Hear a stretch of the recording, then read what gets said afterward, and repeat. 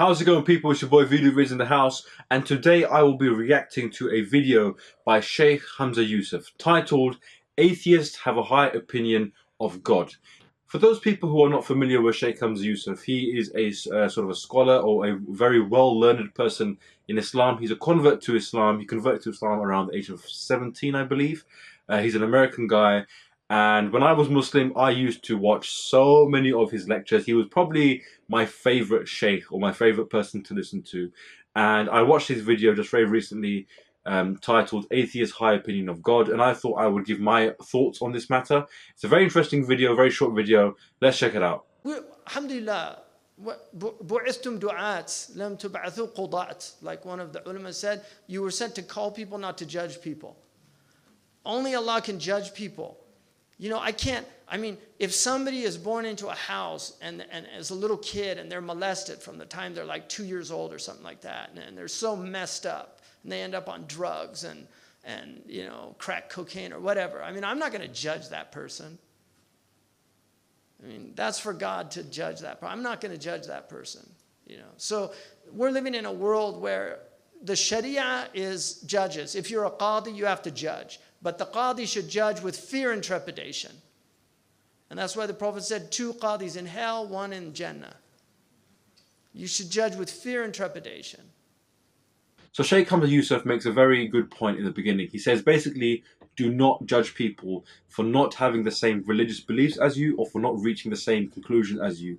You don't know what they've been through, what they have been through, and all the trials and tribulations in their life. It doesn't even have to be as extreme as being molested as a young child. People go through all sorts of different journeys in their life, and just to say, you know, this person is not a Muslim, therefore, you know, X or Y or whatever, is wrong. You know, stop judging people. If you really want to know why someone left Islam or why someone hasn't joined Islam, there could be a million reasons why that could be the case. If you want to know, ask them. Don't prejudge and do not come to your own conclusions without having a conversation. And also he said that for every 2 judges, he said qadi, for every 2 judges in hell, there is 1 in heaven. Basically saying it's very easy to come to a wrong judgment of someone and to come to a wrong judgment that is actually punishable. So it's not easy. If someone has to judge, do so with fear and trepidation. So, you know, we don't know. People say they're atheists. I don't know what that means. I don't know what that means. I don't know what led them to that point and how God's going to judge them. Well, just on that one, an atheist is someone who does not believe in God or does not believe in the existence of a deity, whether it be there's no proof or no moral reason, no philosophical reason. There could be a number of reasons why someone is an atheist. But there is a thing called an atheist, and that is someone who basically does not believe in a God. I hope we don't get into Jordan Peterson territory, where he's like, oh my God, I'm not sure what an atheist is. I don't believe in atheists. No, there are such a thing called atheists. Thank you. One of the things that I find interesting about atheists, and I think this has to be appreciated by somehow, is that they do more dhikr than God than most believers. They just think about God all the time. They write books about God. Every conversation you get in with an atheist, within 2 minutes, they're talking about God. It's amazing. They're just obsessed with God. And in some ways, their opinion of God is so high that they end up disbelieving in him. You know, it's like their opinion is so high that I can't believe in God. I can't believe in a God that will allow pedophilia. I can't believe in a God. You know, these are the arguments a lot of them use. And who is it for me to say that's rubbish? You're just saying that. So this is basically an interesting part of the video. This is the crux of the video. Hamza Yusuf is saying basically that atheists always talk about God. They are always doing dhikr of God, more dhikr than the actual believers. Dhikr meaning like to remember God, remembrance. So they're always thinking about him, you know, getting into conversations about God. So he's saying that on some level he respects this. Now, that may be true. Maybe atheists do spend a lot of time thinking about God and talking about God.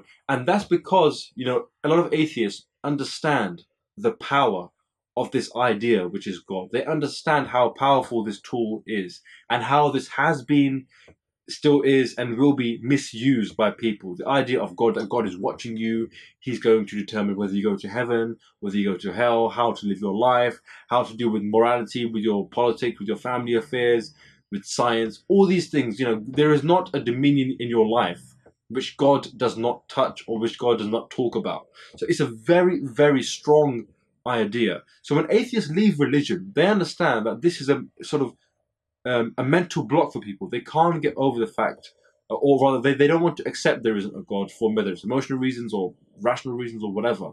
And it's a very powerful tool that is being misused. So it's not a surprise that atheists or agnostics are spending a lot of their time talking about the idea of God, because they do see it, and I do see it on some level, as a hurdle to progression. That's not to say that people who believe in God are stupid or anything like that. I'm just saying, if we're being rationally consistent, if we're being honest, the idea of God, I don't think we can say that God exists with 100% certainty.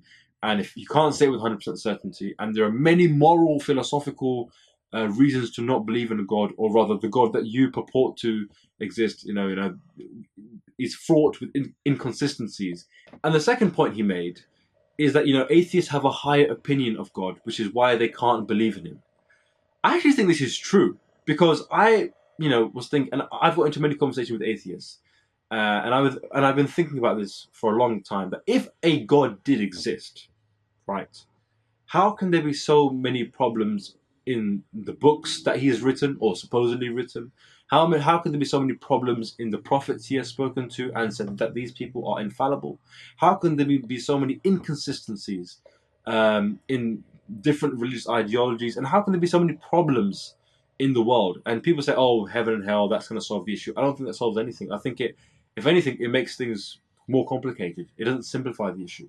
So if we are going to have this idea of God, unfortunately, from what I've seen and from what many atheists out there have seen, none of the religions really do justice to the idea of a God, do any justice to the idea of this eternal creator who is full of wisdom, full of love, full of mercy and justice, and so on and so forth.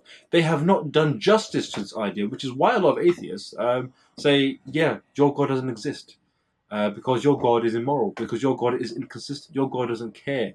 So this is a real. I actually agree with the Sheikh here that atheists have a higher opinion of God than a lot of believers do.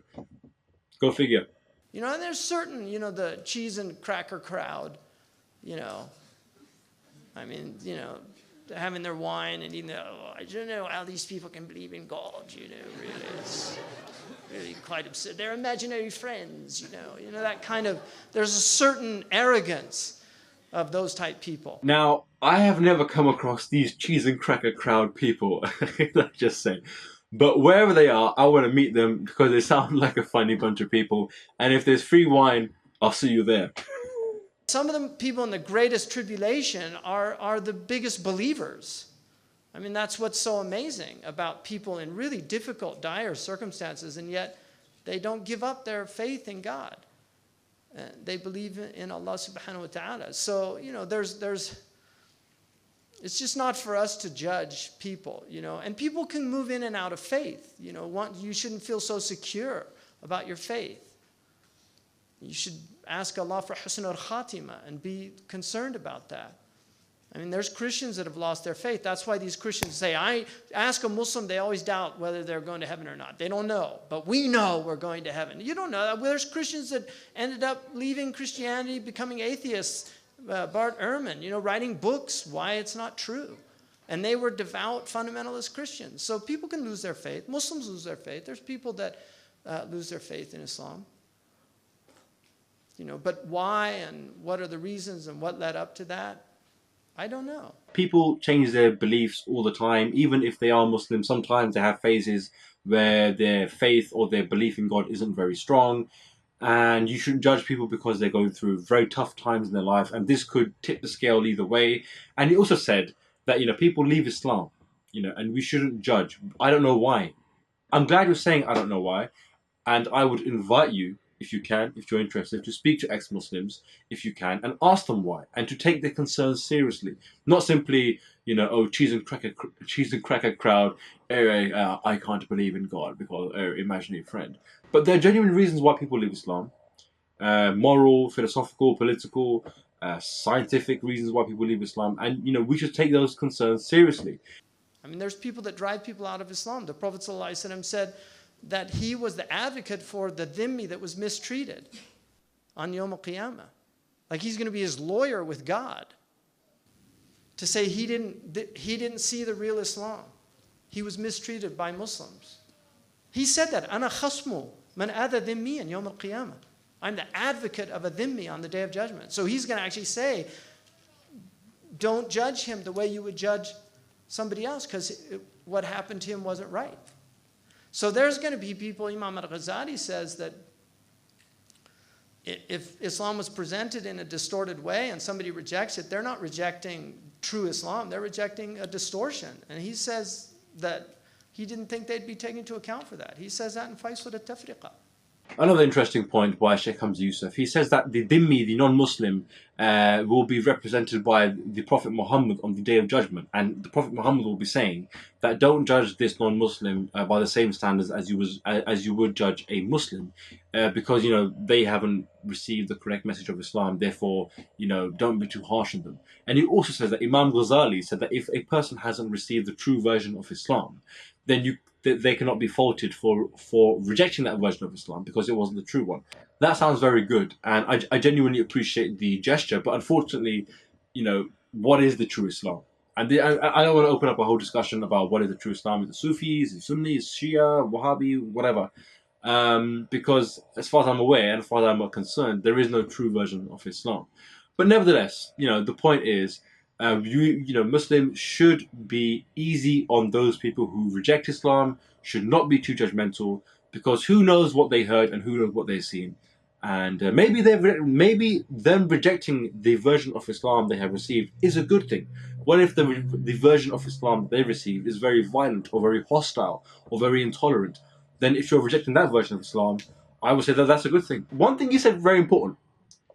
A lot of Muslims are driving other Muslims out of Islam. I think this is very true. If you have this judgmental attitude, this very fierce attitude, very hard sort of headed attitude, that everything's haram and halal and everything's black and white and this and that, you're going to drive a lot of people away from Islam. And this is my advice, and also his advice if you want to take it. You know, it's up to you Muslims if you want to take it or not. But stop being so judgmental. Give people the benefit of the doubt. Stop thinking you're some perfect person who has the right to judge people. You're not. I mean, like he said earlier, you know, 2 out of 3 judges are going to go to hell. Only 1 is going to go to heaven. So are you the 2 out of 3 or the 1 out of 3? So I hope you guys enjoyed my commentary on this video, my reaction to this video. And if you want me to react and give my thoughts on other videos, please let me know. You can leave it in the comment section or get hold of me on Facebook, on Twitter, whatever it may be. I hope you enjoyed the video, and I'll see you guys next time.